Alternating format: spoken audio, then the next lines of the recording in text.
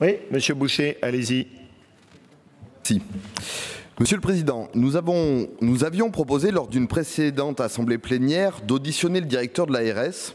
Aujourd'hui, nous déposons ce vœu car il nous est apparu d'autant plus nécessaire que nous venons de vivre un moment qui à la fois a mis en lumière la qualité de nos professionnels soignants et en même temps a pointé les manques, les moyens insuffisants de notre système de santé. On évoque depuis le début de cette séance, depuis hier, le dialogue à renouer avec l'État. On accuse aussi souvent l'État de ne pas en faire assez.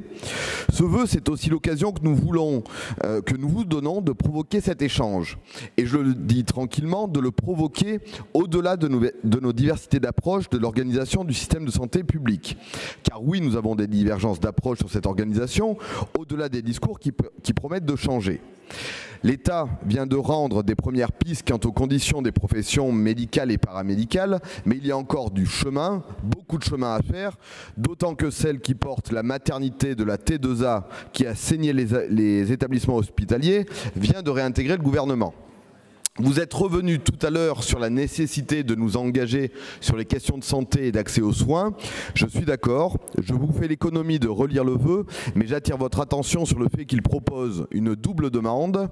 Il propose d'une part d'inviter ou de convoquer, appelez cela comme vous voulez, le directeur de l'ARS, non seulement pour évaluer la manière dont le choc a été absorbé et quels premiers enseignements sont à tirer.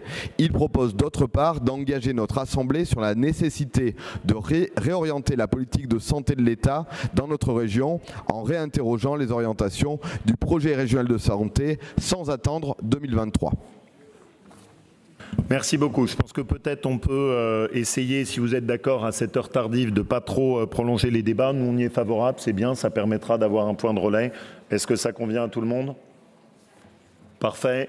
Qui est favorable pour l'adoption du vœu? Merci beaucoup. Il est adopté.